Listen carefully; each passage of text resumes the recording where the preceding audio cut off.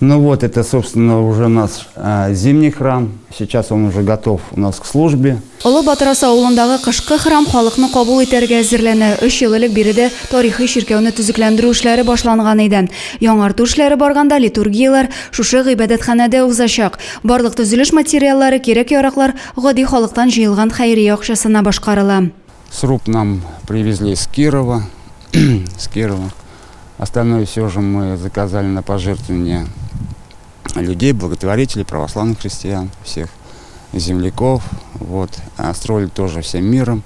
Көннәр суытуга карамастан Михаил Архангел ширкәвендә дә эш тукталмаган. Бүгенге көндә төп купылны җыю эше бара. Не хватало здесь у нас доски. Вот этой части не хватало. Она была обожжена, ее хранили на чердаке 100 лет. Мы ее отдали в Казань на реставрацию. И тоже такой промысел Божий интересный, что она вернулась именно на храмовый, на престольный праздник Архангел Михаил и Всего Небесного Воинства.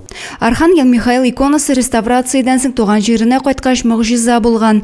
Гыйбадәтханәнең өстәге мүкләнгән каралган ташлары үзеннән үзе чистара башлаган. Храм начал сам обновляться. У нас начала обновляться колокольня, камни начали очищаться и купол.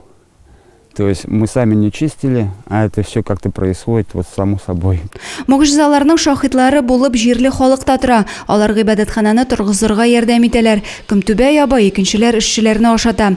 Барысы да авылда Аллаһ йорты барлыкка килүенә чын күңелдән сөенә. Такая радость была, во всем помогали. И даже воды не было, вот подключались ко мне. Свет до сих пор от меня берут. Вот, во всем помогаем.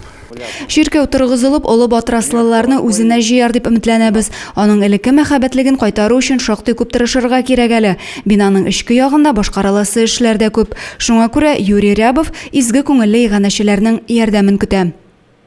Адилә Борханова, Максим Майоров, Александр Тимофеев, Зей хәбәрләре.